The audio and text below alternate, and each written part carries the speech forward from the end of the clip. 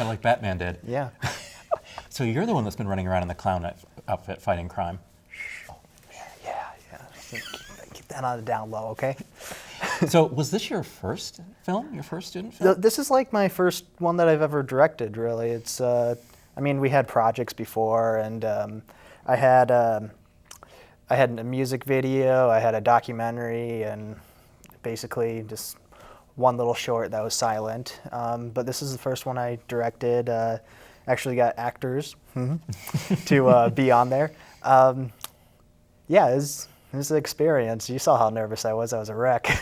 Oh, I didn't notice it at all. You seemed really together. Just like the sweat dripping down. Hey, Lawrence, I'm Chris. I just thought that was the way you were. Oh, yeah, that's... I'm just a large man. Eats a lot of fried goods. Once again with the heart-dropping thing. Okay. Anyway. Well, I must say I certainly enjoyed working on it. My favorite part, of course, being every actor's dream, getting to crack open a raw egg on your head, not once, but twice. Actually, 3 times. Oh, 3 times. I forgot. It was 3 takes. You ruined my towel. What we did was we had a towel on the floor to catch the egg, because if we messed up the business office, we're SOL, you know. Oh, man. And Chris was nice enough to volunteer to take that part, so none of the actors would have to get egg in their head, and he even shaved his head so it would come out easier. Yeah, and make him look a little older so that he would look like he actually worked pretty in the much office. had scabs on there from the night before because I did it myself, and none of my roommates were there to assist me like the first time. Yikes. Yeah. So since this was your first big project, which it just came out amazingly well, were there any tips or tricks that you would like to pass on to other student filmmakers that might be watching this that are kind of leery of that first big project they have to work on? Okay, I'm going to look straight in the camera for this one. Pre-production. Just put all your time into that, because you think it's going to be easier, then when the day comes, you're just like, oh man, I have to do this. Like the day that I started Stanhope, I had to run all around town. I forgot to get the makeup for Lawrence's character, and I had to get the balloons because, you know, balloons won't last. So I was just driving around town, and I barely made it to my own shoot, like rushing cameras in there. I honestly wouldn't have survived that day if it wasn't for Jen. I mean, she saved our butts. Am I allowed to say that on TV? Butts? Yes. Oh, okay. Why don't you go ahead and say her full name, Jen? Jen 10, oh man, Hanskin? She was, oh man, I can't say her last name very well. Oh, okay. Well, maybe it's on the back of this. So let's just look that up. Okay. Nope. She actually worked in that office. Yeah, she We worked were in the filming in the office. MCAD business office. And was it difficult to get permission to shoot there? It really wasn't.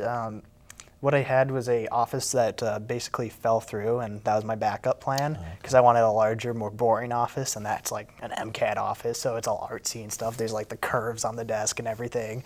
Like, it's not a dull place to work. Well, it might be. It's in a dungeon. Anyway. But yeah, it wasn't very hard. The office manager just, you know, gave us permission, and he was very good about it. He's just like, just don't break anything, and I hope he didn't notice. Hope he's not watching now. Oh, I'm sure he's not one of our 2 viewers. Oh, yeah. Are those the cameramen that are the 2 viewers, or what? Canceled. All right. I don't think it can be canceled. It's Free. Public. I don't know, maybe the grape juice that promotes the ads. I don't know. You have to have funding somewhere. I remember on like PBS we had all that, like before Arthur. Yeah, I watched Arthur. Anyway, let's go on to the next thing. Okay. Do you already have another shoot lined up? Are you going to continue working other film projects? Or? Yeah, well. So you're a full-fledged film major. I'm a full-fledged film major. In a few weeks, I go and work in film as a camera PA. I work in a film with Elijah Wood and Justin Timberlake, so I'm like pretty stoked about that.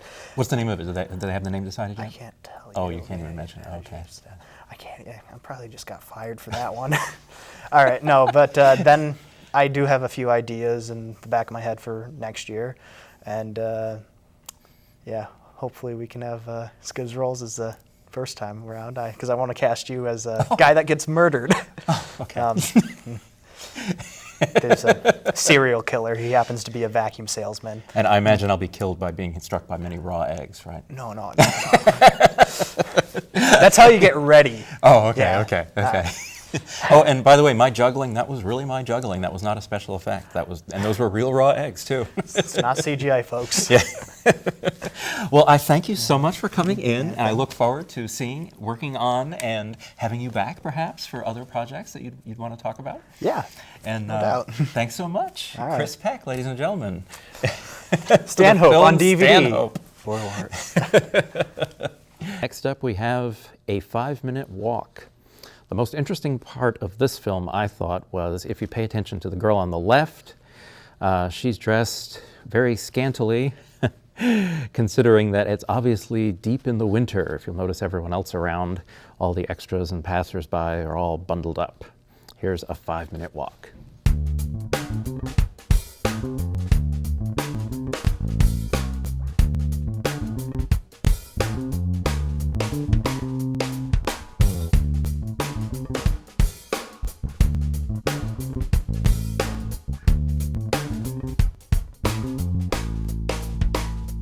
Layla, darling, everything's going your way. The sun is shining, the birds are singing, and Samuel Tennyson asked me to the balderdash semi-formal.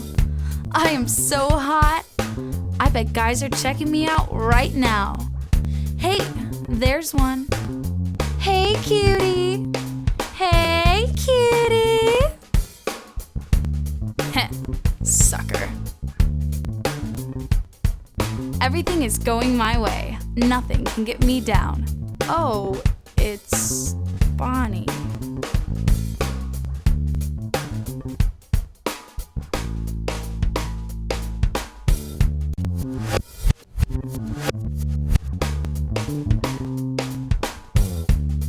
Bonnie, baby, today everything is going your way. A 96 on my econ quiz, I finished my finance paper early last night, and my advertising team elected me project leader. No opportunity cost for this girl. Ha! Eat your heart out, Ivana Trump. Oh. It's Layla.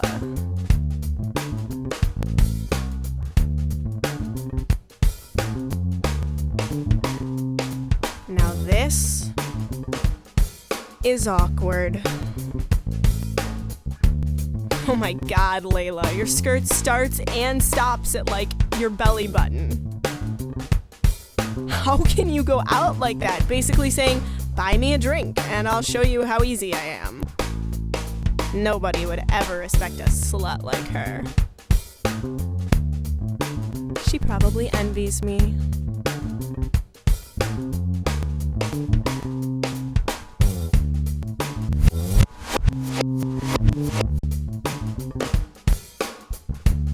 Now this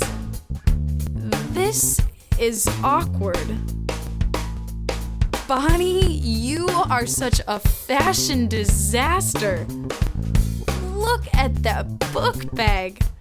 What, are you in junior high? She has to be wearing that dress to hide that she's gained 10 pounds. She used to be so cool. Now, she's not. She probably envies me. God, I hope she passes me. God, I hope she passes me. I'll slow down and let her pass me. I'll slow down and let her pass me. I'm slowing down. She's slowing down too? She's not passing me. Of course. She has to mince around in those stupid heels. Maybe she's matching my pace because she wants to say hi. Stilettos. Layla, you always were such a slave to fashion. But I remember when you helped me pick out my homecoming dress. Teal is definitely not my color.